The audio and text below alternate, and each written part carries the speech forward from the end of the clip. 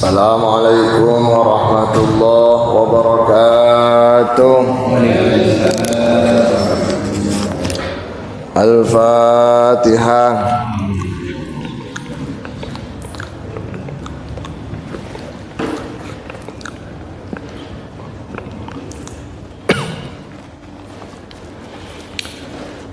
Bismillahirrahmanirrahim. Alhamdulillahi rabbil alamin. Allahumma salli wa sallim wa barik ala sayyidina Muhammad wa ala alihi wa sahbihi ajma'in. Amma ba'du. Qala rabbi syrah li sadri wa yassir li amri wa hlul 'uqdatam min lisani yafqahu qawli. Qalu subhanaka la ilma lana illa ma 'allamtana innaka antal alimul hakim. Shadaqallahul azim. Bapak-bapak, ibu-ibu, hadirin jamaah rahimakumullah. Sehat nggih? Ibu Danang sehat, Bu Danang. Alhamdulillah. Kita lanjutkan.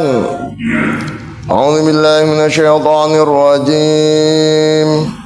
Bismillahirrahmanirrahim. Innal ladzina kafaru innal ladzina amanu wal ladzina hadu wan nasara was-sabiina man amana billah was-sabiina man amana billahi wal yawmil akhir wa amila صالحا فلهم أجرهم عند ربهم ولا خوف عليهم ولا هم يحزنون. Shadaqallahul azim. Innal ladzina satuni wong akeh amanu kang padha iman sapa alladzina iman nang sapa bil ambiyai kelawan pira-pira nabi. Pira-pira nabi itu semua nabi. Nabi jumlahnya berapa, Bu? 124.000. Itu jumlahnya nabi. Insyaallah jenengan 124.000 gapal. Kalau yakin gapal. Dan tak apa, karena yang wajib diketahui cuma 25. Kenapa 25? Dikarenakan 25 disebutkan langsung di dalam Al-Quran. Understand? Kalau Rasul jumlahnya berapa? 113. Rasul lebih sedikit, Pak, karena tidak semua nabi itu rasul. Tapi setiap rasul pasti nabi. Berarti rasul jumlahnya lebih sedikit. Kalau nabi lebih banyak. Dan tadi saya sebutkan tidak semua orang tahu 124.000 itu. Saya contohkan. Pernah dengar ada nabi yang bernama Daniel? Lah, ya kan? Orang sini menyebutkan sopole jeneng mulai Daniel. Non muslim ya? Oh, no, Pak. Daniel itu nama nabi. Pernah Bapak Ibu pernah dengar nama yang namanya nabi yang bernama Samuel? Lah, orang Wiyang ditak Wiyang. Masa Wiyang apa? Karang bilang. Wiyang ya? Pakisan. Maksudku lah Wiyang lah umum lah. Ini Samuel, coba jenis Samuel, konotasinya mesti ya apa? Padahal Samuel itu nama nabi penggantinya Nabi Musa. Nabi Musa sedo, muncul nabi berikutnya namanya Samuel. Nabi Samuel hidup di masa Raja Jalut yang jahat itu loh, Pak. Yang kemudian Bani Israel mohon pada Nabi Syamil untuk berdoa memintakan pada Allah supaya di tengah-tengah Bani Israel diangkat seorang raja. Lalu terpilihlah seorang pemuda pengembala kambing miskin, dipilih oleh Allah menjadi raja, namanya Talut. Nah ini kemudian Talut nanti yang akan berperang melawan Raja Jalut. Faktor kemenangan Talut adalah salah satu faktor utamanya adalah karena panglima perangnya bernama Daud, yang kemudian dikenal dengan Nabi Daud, nanti penggantinya Nabi Samuel, Nabi Daud, terus Nabi Sulaiman nanti. Pun innal ladzina satuni wa ngake amanu kang padha iman sapa alladzina bil anbiya'i kalawan pira-pira nabi min qablu saking sadurunge Nabi Muhammad. Sedurunge Nabi Muhammad banyak Pak ya. Cuma antara Nabi Muhammad dengan Nabi Isa itu rada apa? Jaraknya rada jauh. Berapa? 417 6 berapa ya? 71 ya, 471 jaraknya Pak. Itu yang disebut dengan masa fatrah. Masa fatrah itu masa kekosongan, nggak ada nabi, dan orang yang hidup di masa fatrah itu dimaafkan oleh Allah, dimasukkan ke dalam surga. Itu Qurannya jelas Pak. Wa ma kunna mu'adzibina hatta nab'atha rasulah. Apa kata Allah? Aku atau kami tidak akan menyiksa mereka yang hidup di masa-masa senggang, masa-masa kosong sampai mereka datang seorang rasul nabi. Ini harus dipahami. Ibunya Nabi Muhammad hidup di masa fatrah. Bapaknya Nabi Muhammad, kakeknya Nabi Muhammad hidup di masa fatrah. Ini Pak. Nah YouTube banyak itu yang mengungkap bapaknya Nabi di neraka. Dia tidak paham ayat ini, bahwa orang siapapun orangnya kalau hidup di masa fatrah itu dimaafkan oleh Allah karena masa kosong. Maka istilah dulu setelah Nabi Muhammad diutus, Islam menyebar sedikit demi sedikit ke seluruh penjuru dunia, maka ada istilah orang awam. Orang awam itu artinya apa?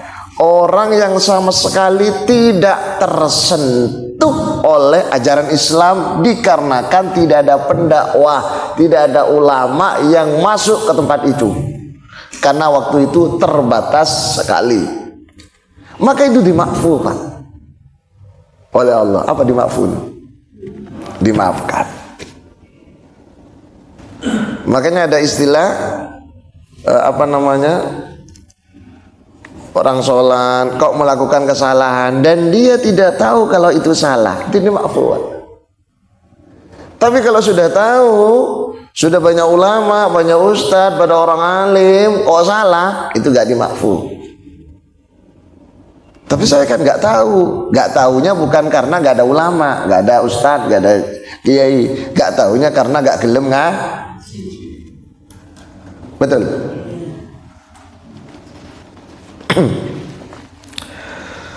Walladzina lan wong akeh hadu kang padha Yahudi Pak. Umul Yahud, mereka adalah turunan Yahudi. Yahudi itu nama tokoh dari kata Yahuda. Nggih, anaknya Nabi Yakub. Salah satu nama anak Nabi Yakub di antara 12 anak itu yang paling populer adalah Yahuda. Kenal? Yahuda. Itu istrinya banyak. Dan memang tidak terbatas waktu itu. Wakilah ada yang mengatakan 1000. Entah itu istrinya 1, selirnya 1000, gak ngerti. Yang penting dia punya perempuan 1000, ada yang mengatakan 100, maka anaknya full. Lek 1 saya Pak, anak loro piro? 200. Lek 1000, dua anak loro 2000. Maka anak turunan Yahuda disebut dengan Yahudi, yang kemudian dikultuskan menjadi apa? Diakoni menjadi sebuah nama agama. Padahal bukan. Sejarah membuktikan itu, kemudian apa ya? Oke lah, karena kalau cuma istilah agama, tapi aslinya bukan agama. Wan Nasara, orang Nasoro, Nasrani, Nasoro. Kok menjadi nama agama? Bukan agama aslinya. Nasoro itu dari kata man ansori, yaitu kaum Hawariyun, murid-murid setianya Nabi Isa.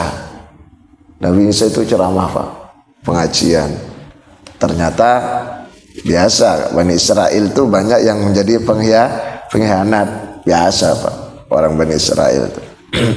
Maka jangan heran kalau ada kesepakatan dengan Israel yang sekarang Yahudi itu, jangan terlalu percaya. Gak Aisyah dipegang omongannya Pak. Siapa Pak mereka? Yahudi, Bani Israel. Makanya Qur'annya menyebutkan mereka disebut maghdub, orang yang dimurkai, dibenci oleh Gusti Allah. Siratal ladzina an'amta alaihim ghairil maghdubi. Maghdub itu mereka Pak, orang-orang Yahudi. Walad-dallin, orang Nasoro. Kenapa dallin? Sesat. Karena menjadikan Nabi Isa sebagai Tuhan. Nah, ketika Nabi Isa dikepung dan ingin dibunuh oleh Allah, diangkat, dibawa malaikat Jibril. Salah satu di antara pendemo yang ngepung itu, khususnya pimpinannya, dirobah wajahnya, dimiripkan dengan Nabi Isa, dan dia yang ditangkap dan disalib. Mereka bingung kok pimpinannya hilang. Mereka menganggap bahwa yang ditangkap itu Nabi Isa karena wajahnya mirip. Tapi setelah dibunuh di tiang salib, mereka kebingungan cari pemimpinnya, lihat sarungnya sama sandalnya. Lah ini makanya Bapak ibu-ibu kalau kehilangan suaminya, kok sandalnya ada di rumahnya janda. Pernah kasus itu di Surabaya sana itu Pak, di Surabaya mana? Barat. Allah, saya tahu sendiri. Saya pas ngisi acara, pulang acara, ono wong ribut-ribut. Ada orang ribut-ribut kehilangan suami. Siang-siang Pak, siang-siang antara jam 2-an lah, jam 2 lah. Terus sandalnya itu berada di kos-kosannya janda Pak. Ruwet wong lanang iki ruwet Pak. Mriko sami. Nah, ketika Nabi Isa dikepung, Nabi Isa mengatakan man ansori, siapa yang menolong aku? Dari kata ansora, nasara menjadi nasrani, kemudian dikultuskan menjadi sebuah nama agama, padahal bukan agama. Agamanya apa? Agama tauhid. Semua nabi itu agama tauhid, mengesahkan Allah. Qul huwallahu ahad wa ilahukum ilahu wahid. Agama tauhid itu yang memberikan kedamaian, damai dan memberikan damai. Damai, salam, memberikan kedamaian. Islam. Simbol agama tauhid itu adalah Islam. Artinya apa? Bukan hanya damai, tapi memberikan kedamaian. Bukan hanya nyaman untuk dirinya, tapi juga memberikan nyaman pada orang lain. Maka ketika ada orang agamanya Islam, tapi tidak menjadikan tetangganya nyaman, berarti dia sejatinya bukan Islam. Karena Islam itu identik dengan nyaman, aman, tentram. Lah, ada nggak orang Islam suka buat onar, Pak? Ada. Di mana? Di sana nih, di sana. Di sini nggak ada yang ngaku. Wasyabi'ina, lan sobiin itu diartikan kaum, ada yang mengartikan kaum penyembah salib. Beda, Pak, penyembah salib. Nggak ada patungnya, tapi salibnya. Kaum penyembah salib. Ada yang mengartikan sobiin kaum Zoroaster, penyembah bintang, matahari, apalagi bulan itu. Iya, Bang. Zoroaster itu.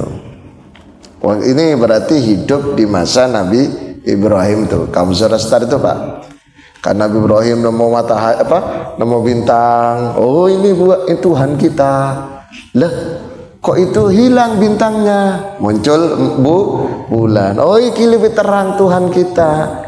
Kok siang bulannya hilang? Oh, bukan berarti Tuhan nggak mungkin hilang. Terus matahari. Oh, ini paling besar, ini paling terang. Ini Tuhan kita.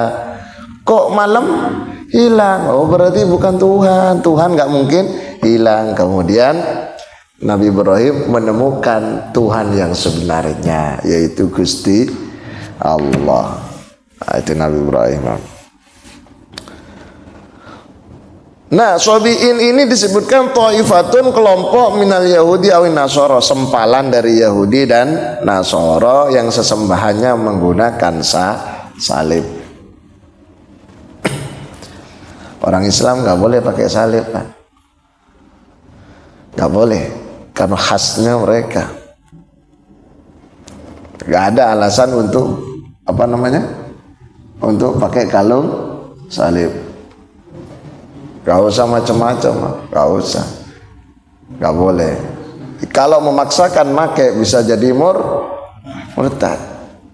Gak ada alasan, Pak.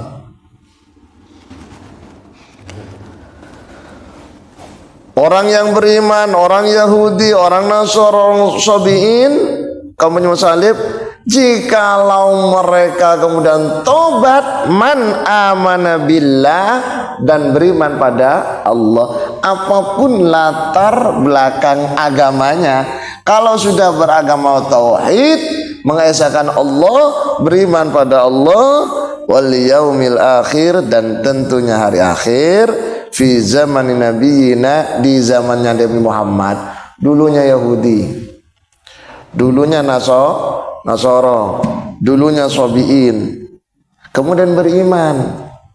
Gak cukup beriman, orang beriman biasanya paketnya wa amila sholihah, amal soleh. Itu satu paket, Pak. Gak mungkin orang beriman tidak beramal soleh.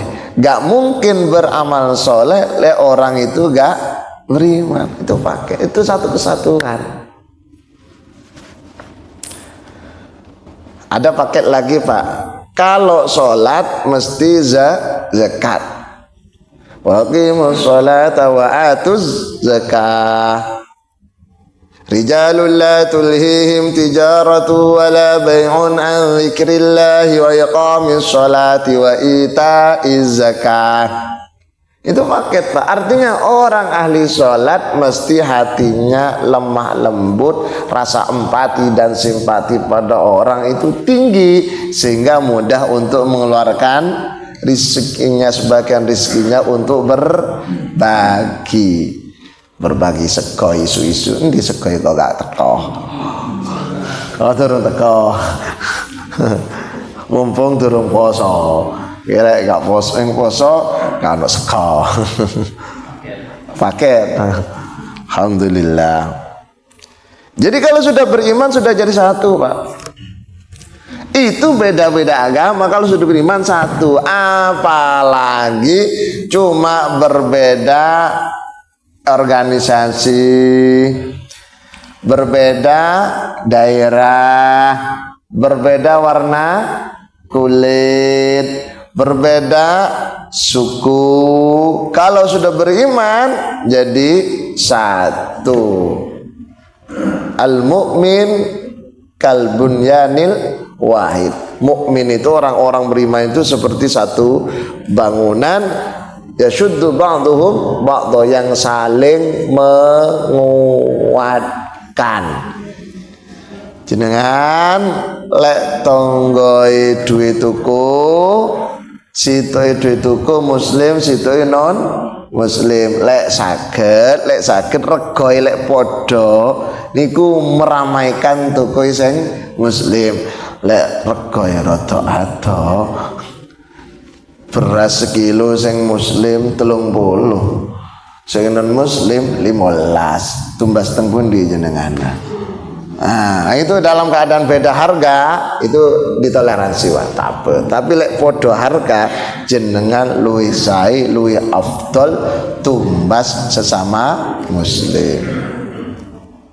Jelas nih. Napa? Tumbas sesama muslim. Nggih. Ana toko Madura, ana toko milik iku sing rada putih-putih sipit niku. Wah. Tapi non muslim, lek padha muslimi aman, Pak. Nggih. Iku niatono panjenengan bantu padha Islamnya. Tapi wong terkadang nuakal, Pak. Lek sing jaga rada ayu, seger, bening, Pak, laris, Pak. Saestu.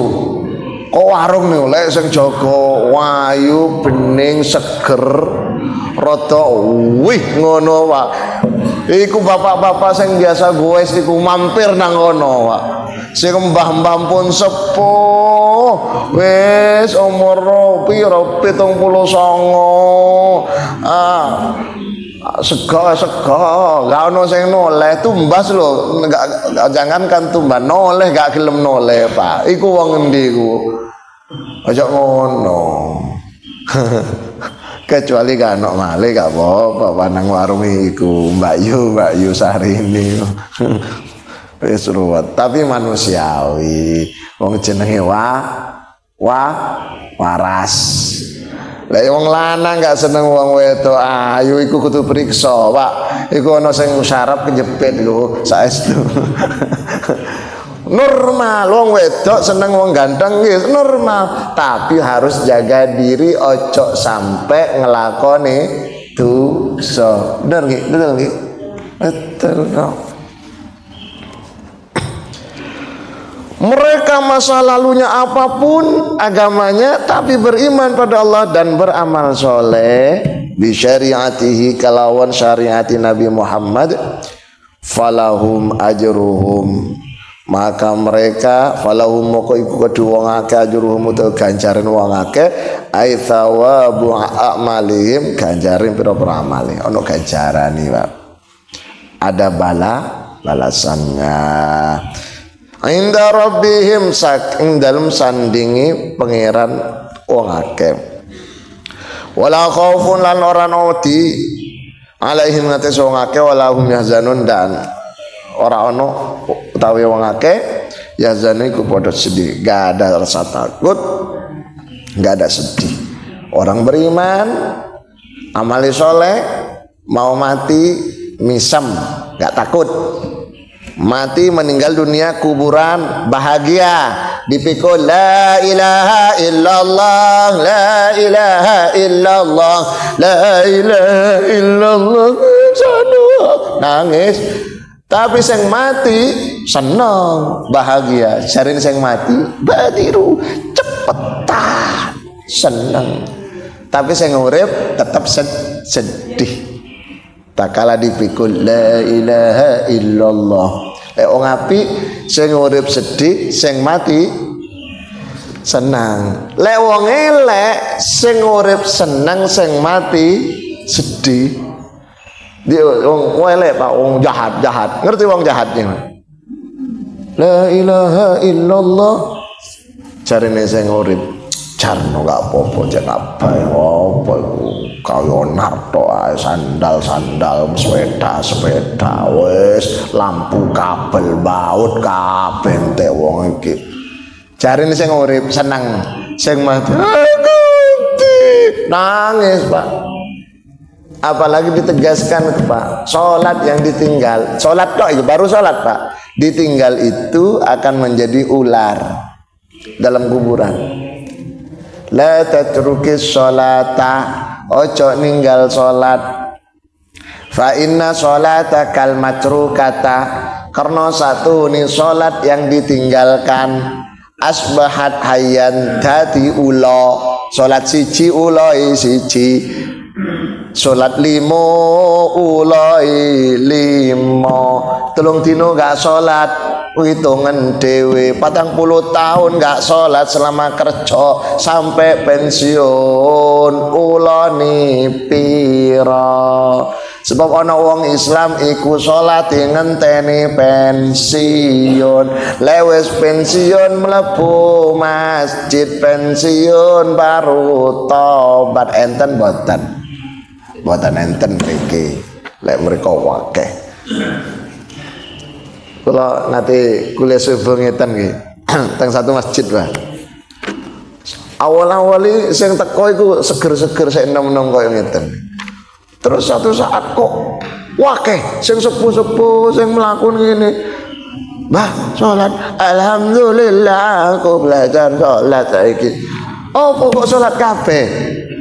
Ternyata pengurus masjidnya ngancam Pak. Pokoknya saya nggak gelem nang masjid. Siji nggak oleh sholatin masjid, loro nggak oleh ditahlilin. Aku wote. Wes, saya itu.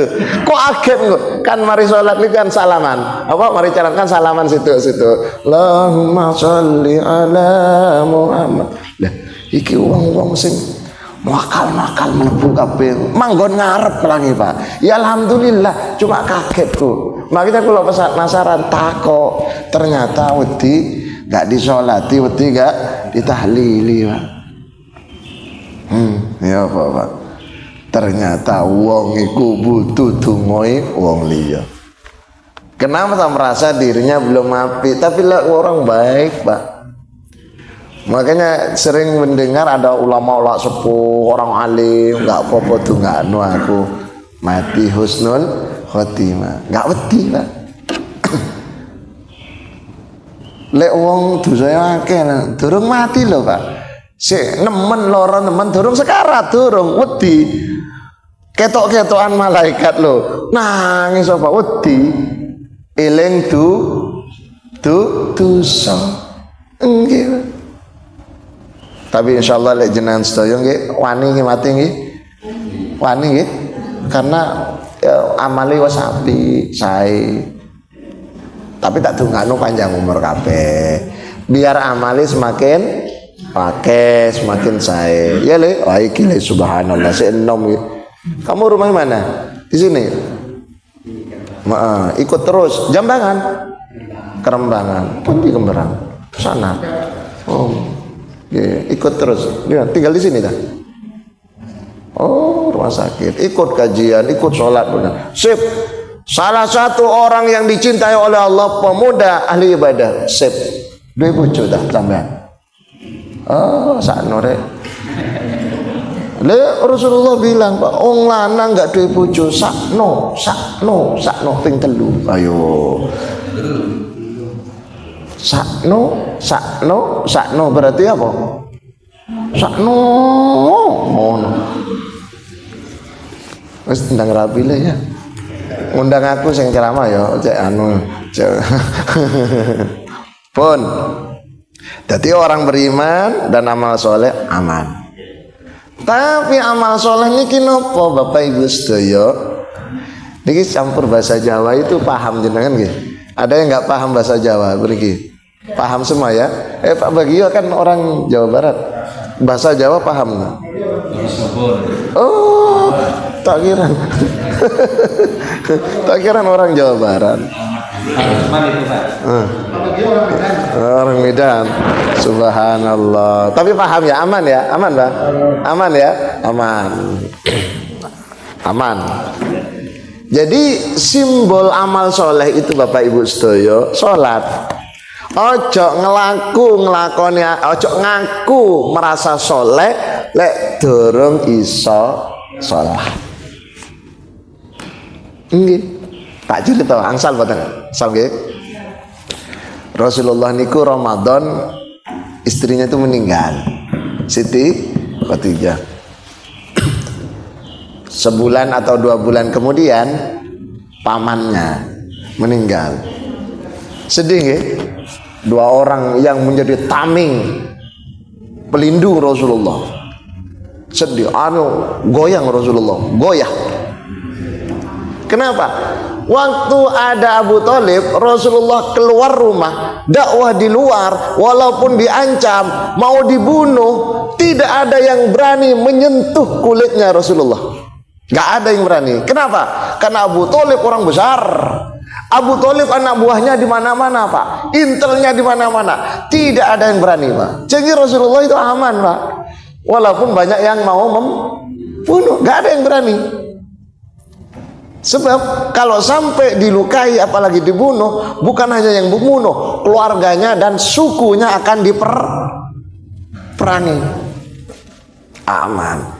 Di luar Rasulullah aman, masuk rumah ketemu istri tercintanya Rasulullah tenang. Di luar aman, di rumah tenang. Di luar aman, di rumah nyaman. Rasulullah. Nah sekarang Pak, bapak-bapak keluar rumah ruwet, masuk rumah tambah ruwet. Tapi bukan bapak sini Pak. Kalau bapak sini subhanallah ruwet. So ngamuk Pak, so ngamuk Pak. Ya iku lo cerita Nabi Muhammad. Jadi di luar itu Pak, walaupun diancam oleh Abu Jahal, Abu Lahab mau dibunuh, tenang. Ada siapa? Abu Thalib dan anak buahnya banyak. Mereka hanya berani omong doang Pak, gak berani nyentuh Pak, karena sudah diancam jangan sampai darah tergores kulitmu. Awas ya, diancam oleh Abu Thalib. Masuk rumah ada Siti Khadijah. Nah ketika dua-duanya meninggal Pak, di luar dakwah gak aman, Rasulullah diancam mau dibunuh beneran. Masuk rumah hampa, tidak ada cinta, gak ada istri yang dicintai, gak ada cinta. Hidup tanpa cinta bagai bunga tak, bagai taman tak berbunga. Bukan gitu. Ini belum punya istri, gak ada cinta kau. Kurang bahagia Pak, susah. Orang nggak ada pasangan itu, belum punya istri maksud susah. Lihat pasangan gandengan, ya apa mangkel ya apa. Awake dhewe nasib gak ono sing gandeng. Kalau sudah meninggal beda, karena itu kan masa lalu. Itu kalau nggak menikah lagi setia namanya, subhanallah. Tidak semua wanita meninggal suaminya kemudian kolek male Pak. Kok ada? Kalau ada wanita sampai meninggal gak menikah lagi tuh sip, mantap. Sebab rata-rata wong sing lanang meninggal nangis tapi tangannya dibuka. Oh, li sang ganteng ngono Pak. Napa malah wong wedok sing meninggal Pak, sing lanang gak kira sampai 40 hari Pak. Telung dino wis akeh daftar list. Iki arek endi, anake pira, terus keluarga ya apa, wonge cerewet apa ora, itu cuma diseleksi Pak. Wong lanang ngen kula mriki boten boten beda gitu. Pun akhirnya Pak, Rasulullah di luar gak aman, di rumah gak nyaman. Paham ya? Karena sudah duanya meninggal. Bingung Pak. Nah, pada satu malam ketika orang kafir mabuk kabeh, Rasulullah ngajak anak angkatnya namanya Zaid bin Harithah. Zaid bin Harithah. Zaid bin Harithah, Pak. Anak angkatnya, Pak. Wes, anak angkatnya diajak pergi ke satu tempat jaraknya 100 km arah ke Madinah. Kalau Mekah Madinah 400 nggih. Perkiraan kurang lebih 400 km. Kalau Madinah ke Jeddah ke Jeddah 600 nggih. Perkiraan 600 kurang lebih. Kalau nggak salah begitu, nanti dikoreksi. Ini 100 km jalan kaki malam-malam, posisi Rasulullah lemah, belum makan, belum apa, sedih bersama anak angkatnya namanya Zaid bin Harithah. Malam-malam ke perkampungan namanya suku Bani Saqif, komunitas Bani Saqif yang kemudian lebih dikenal dengan istilah Taif, dengan secercah harapan supaya dapat perlindungan untuk sementara waktu. Ternyata nyampe sana, Pak, dilempari batu, dihina, bahkan masyarakat orang tua mengerahkan anak-anak kecil untuk beramai-ramai mengucapkan orang gila, dilempar, luka semua, Pak. Zaid bin Harithah kepalanya bocor sehingga sekujur tubuhnya darah semua. Kenapa kok darah semua? Karena sambil melindungi Rasulullah. Apa jawaban Rasulullah? Mundur nak, mundur. Akhirnya Rasulullah sembunyi di bawah pohon kurma, Pak. Ini, Pak, lemes, Pak. Malaikat Jibril gak terima, Pak, bersama malaikat penjaga napa niku gunung. Matur maring Rasul, Muhammad, kalau kau izinkan detik ini saya angkat gunung Taif itu, saya lemparkan pada orang-orang yang melemparimu. Biar apa? Apa jawaban? Lah, jangan Jibril, fa innahum qaumun la ya'lamun, mereka gak paham, makanya mereka marah. Coba jenengan ada yang orang greget terus jenengan ditatangi malaikat Jibril, Bayu, kau izinkan Semiru saya angkat, saya lemparkan pada orang yang greget iya, terus sip mantap. Bedo. Kalau Rasulullah boten, gak ada dendam, Pak. Luka bisa sembuh, aja ditambahi luka hati gak iso, boten. Rasulullah gak pernah dendam. Sifatnya sudah, sifat jeleknya gak ada, bersih. Kalau urusan pribadi, fa innahum qaumun la, yang mereka gak paham Jibril. Saya harapkan mereka itu besok keturunannya ada yang beriman. Poin penting, fa innahum qaumun la ya'lamun, mereka gak paham. Karena gak paham akhirnya marah. Makanya orang gak paham itu bawa emosi tok.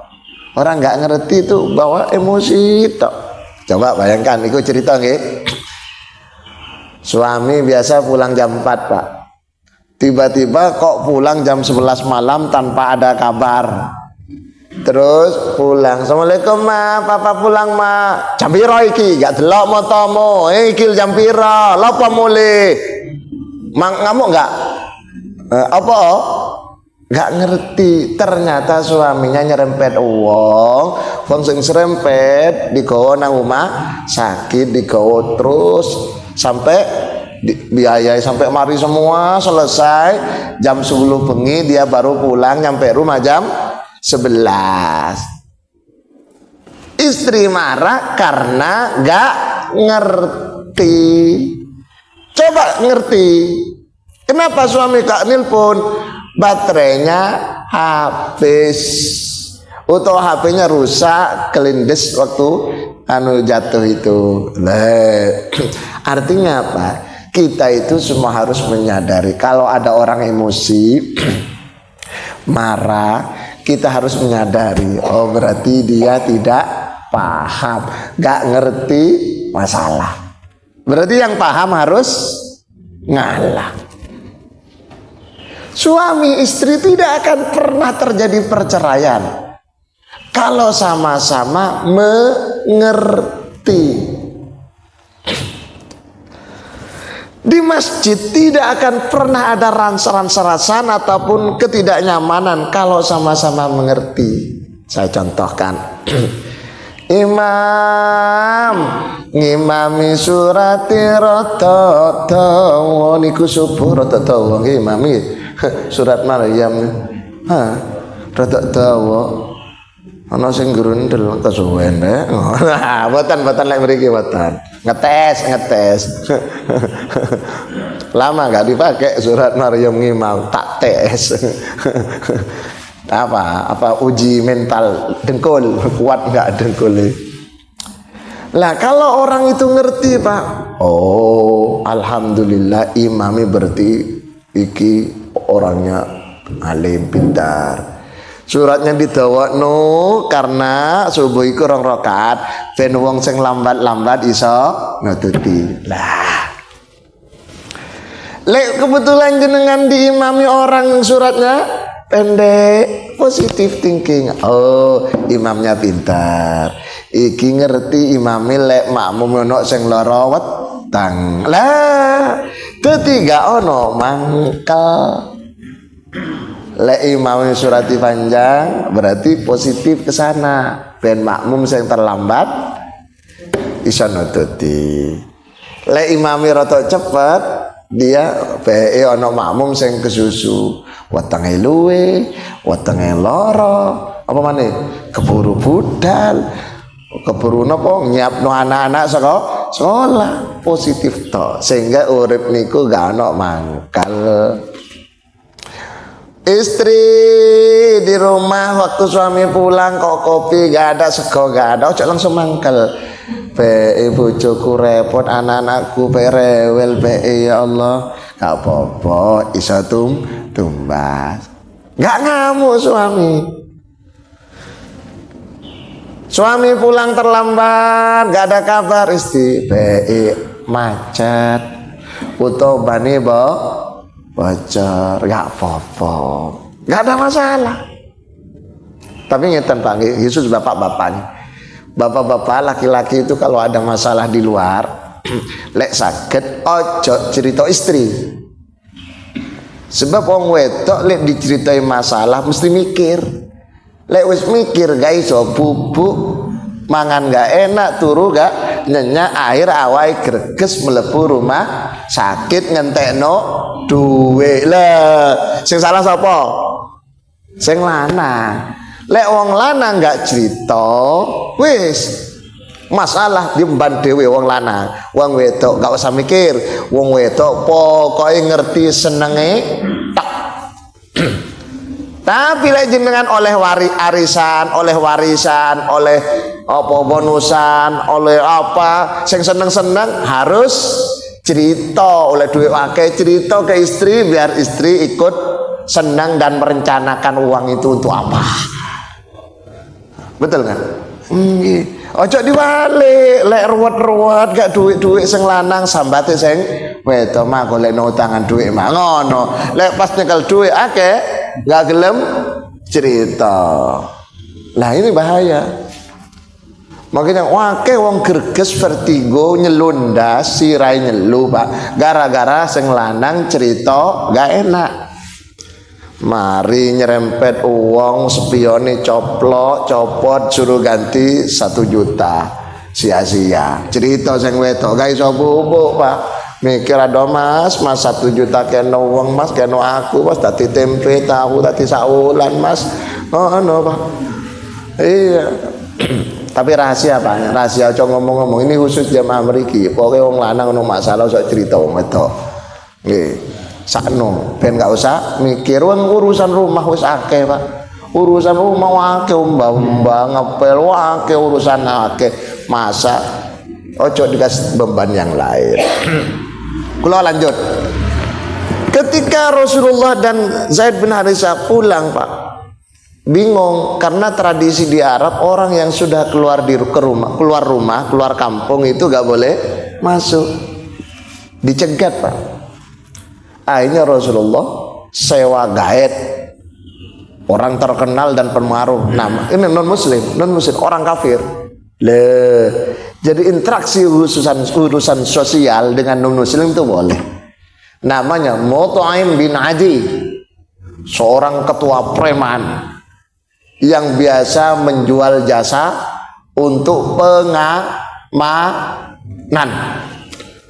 Mut'im bin Adi bersama anggotanya mengamankan Rasulullah dari Taif sampai masuk rumah. Bukan sampai ke Mekah, sampai masuk rumah. Gak ada yang ngerti, orang kafir gak ada yang berani. Singkat cerita, setelah aman, Rasulullah berada di rumahnya munajat. Ada yang mengatakan di dalam rumahnya, ada yang mengatakan di depan Ka'bah, itikaf di depan Ka'bah malam, karena orang kafir gak ada yang ke Ka'bah kalau malam, mabuk semua Pak. Orang kafir itu mulai asar itu sudah mulai ngombe, Maghrib pasti mabuk, Isya tambah nemen, malam teler, subuh turu. Maka mengapa Maghrib, Isya, subuh lek sholat mesti dikeraskan? Itu sejarahnya. Sedangkan zuhur asar dulu dikeraskan, namun sering diganggu oleh orang kafir, karena orang kafirnya gak ada yang mabuk zuhur asar. Maka orang Islam yang sedang sholat zuhur asar diganggu. Sehingga Rasulullah menganjurkan zuhur asar gak usah keras. Sir itu apa Pak? Gak bunyi, jalan didengar diri sendiri, gak usah keras-keras, biar gak memancing orang-orang kafir datang. Kalau zuhur Bismillahirrahmanirrahim, Abu Jahal krungu Pak, datang Pak, mesti ganggu. Nah, Rasulullah iktikaf. Ini saya potong Pak. Malaikat Jibril, Mikail diperintah oleh Allah untuk menyebut Nabi Muhammad, untuk dihadapkan namanya Isra Mi'raj. Aja ngurungokno di atas iku. Rasulullah durung mari cerita. Singkatnya Pak. Malaikat Jibril ngantarkan Nabi Muhammad sampai langit ke-7. Sampai langit ke-7, Malaikat Jibril bilang, Muhammad silakan berangkat sendiri, tugasku sampai di sini. Nabi Muhammad naik ke Sidratul Muntaha, kemudian Mustawa sampai Raf. Gemeter Rasulullah. Diajari oleh Malaikat Jibril supaya uluk salam. Salamnya apa? At-tahiyyatul mubarakatus shalawatut thayyibatu lillah. Itu salamnya Nabi Muhammad pertama kali kejumpa Allah. Allah menjawab, Assalamu alayka ayyuhan nabiyyu wa rahmatullahi wa barakatuh. Nabi Muhammad menjawab lagi, Assalamu alayna wa ala ibadillahis sholihin. Malaikat menyaksikan itu dan mendengar itu, bersyahadat, asyhadu an la ilaha illallah wa asyhadu anna muhammadar rasulullah.